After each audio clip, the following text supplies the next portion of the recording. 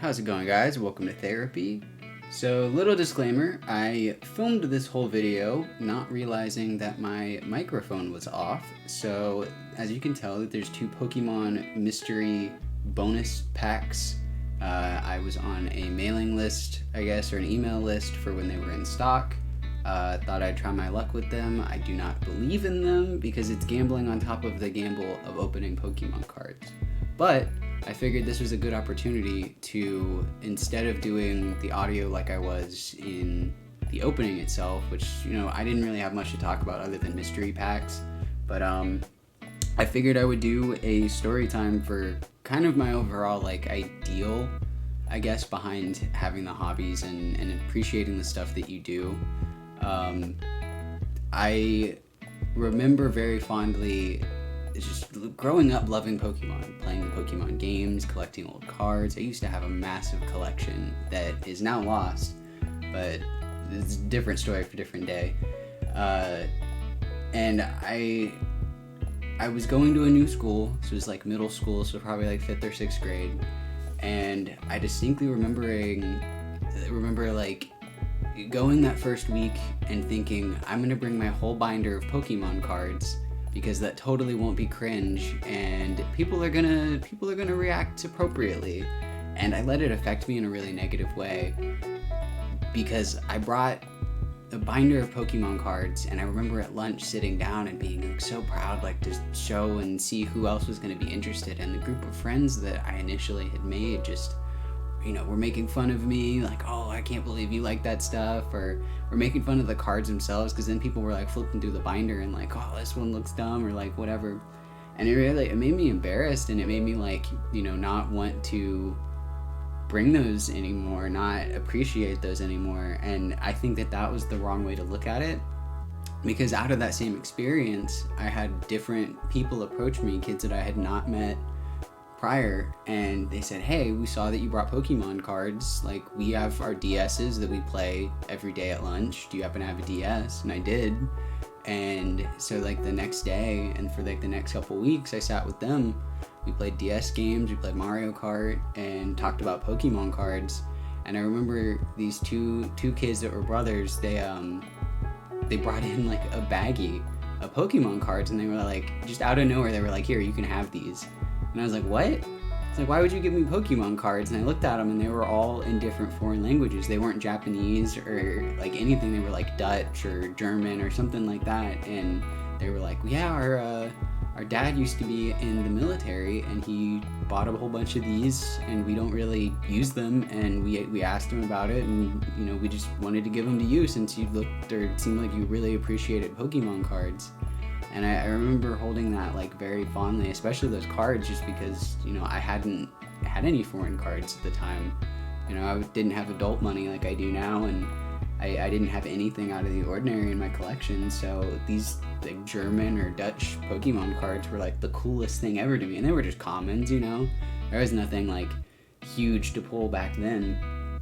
But I figured I would do a little bit of storytelling just to get to the main point of what I've at least done this last year, which has been opening up a bunch of Pokemon cards since December of this last year, and just really falling back into enjoying Pokemon cards, collecting them, and at least the difference between when I had them growing up versus now is the alternate art chase, the different sets coming out based off of the different games, and just different art styles, and appreciating them. I appreciate all the little clay figure art styles that happen in the cards today, because it reminds me a lot of the same artist doing the Ditto series of cards, where it was Ditto, but it's a clay figure of Charmander with kind of a smiley face, or a Pikachu, or there were a lot of them back then. And I just appreciate the artwork and really love collecting now. So I just think that, my big takeaway from the story growing up was I let people affect what I liked. They made fun of what I liked, and it made me not like it as much. And instead of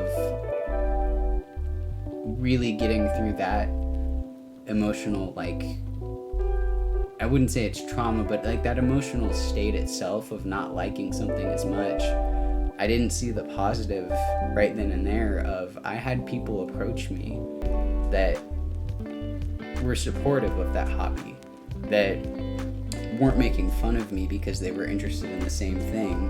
And I kind of take that very seriously now, where, you know, a lot of times people with non-shared interests make fun of the other people's interests. You know, I'm not personally big on shoes or cars, but if somebody's really excited about adding new parts to their car, or, oh, there's a new shoe drop, you know, there's similarities and things that you can draw common interests without having the same exact hobbies. I like to build Lego sets, or had at some point, and so I have an interest and know the satisfaction that maybe someone gets from adding parts to their car. And the shoe drops, I mean, there's so many card drops and different packs and anything that like are pre-orders, and people go nuts for that. That's the current state of this hobby. So like, how can I not sit there and listen to someone's excitement? And there may be different questions and things to ask as well, and that's kind of why my overall statement for the channel, at least from the first little video, was like, if you have a hobby or enjoy something, that happiness is worth something, is because I truly think that having things that you enjoy in your life and genuinely make you happy should be important. And having people around you that support that and may not necessarily be interested in the same hobby but still support that while you support them is important as well. Because I think there's a little bit of self-worth in what you're interested in and what your hobbies are, and it just has brought me a lot of joy being nostalgic and reminiscing on the different times that happened, like growing up. Story's getting a little bit rambling. I'll at least turn my attention to these god-awful packs. So I think at the end of this, I'm watching the video as it's kind of going in the background and I'm just kind of talking. I think I get 3 Vs and 2 hollows, or maybe that's reversed where it's 2 Vs and 3 hollows, which I don't personally appreciate the hollows unless they're vintage. At least that's my mindset currently. So while the hollows are technically hits, I would have appreciated, you know, better packs or different packs with, you know, a higher volume of Vs and VMAX cards to pull. Okay, so I pulled a VMAX, but it's a Greedent. So these packs weren't very good luck for me. I will have more mystery box pack opening whenever they come in the mail. I have some things ordered that'll be a different video and hopefully are a lot better. I tried PokéRev just because he seems to have a huge collection of cards that I think, you know, there was a high possibility of getting a vintage pack. And I think that's the end of the video there. And those are the total hits. 1 VMAX, 2 Vs, and 2 hollows. Okay, so this is also me in the future editing this now and having to re-record because the mic was completely not connected. Don't know how the setting got changed when I haven't messed with this since I streamed, but I decided to open up the rest of my English Pokemon Go just so I could have a little bit more positive hits, I guess, better hits than what initially I was pulling. And the one card that I'm chasing absolutely in this set is the Alt Art Mewtwo. I've pulled the V, I've pulled the alternate art of Conkeldurr, and the full art of Conkeldurr, and Mew V-Star. I think I have a Rainbow Mew V-Star if I'm not mistaken. And there's more to come in this specific video of openings. But it's just such a hard card for me to pull, and then I watch so many other Pokemon YouTubers open up a specialty box, and one of their first packs that they open is a Mewtwo alt art, and I just wonder where mine is hiding. And I think, as you can see on the desk above the packs that I'm currently trying to open, there's a full booster box of the Japanese Pokemon Go. So even though I'm out currently of this English set after the end of this video, I have a little bit more that I can open up, but I think I'm going to reserve that for opening up on streams, which I will be doing more consistently now that I have my internet in a little bit more stable of a state. It was a little laggy, and I didn't want to stream for a high quantity. I want to have quality to the stream, and lagging just isn't going to cut it for me. But I will be in the next few days streaming, and I'll be streaming Hollow Knight just because I've been trying to emulate Pokemon games. I'm not very familiar when it comes to computers, PC, gaming setups, and anything, and I genuinely need to learn more. Okay, see, there we go. There's the gold Mewtwo. I do remember pulling that from this set of packs. I do think I have almost all the Mew arts for this set. Yeah, I do not really understand emulating very well. I can't seem to figure out the whole save state issue because I've replayed the same beginning portion of Mystery Dungeon Red Rescue Team 3 times now.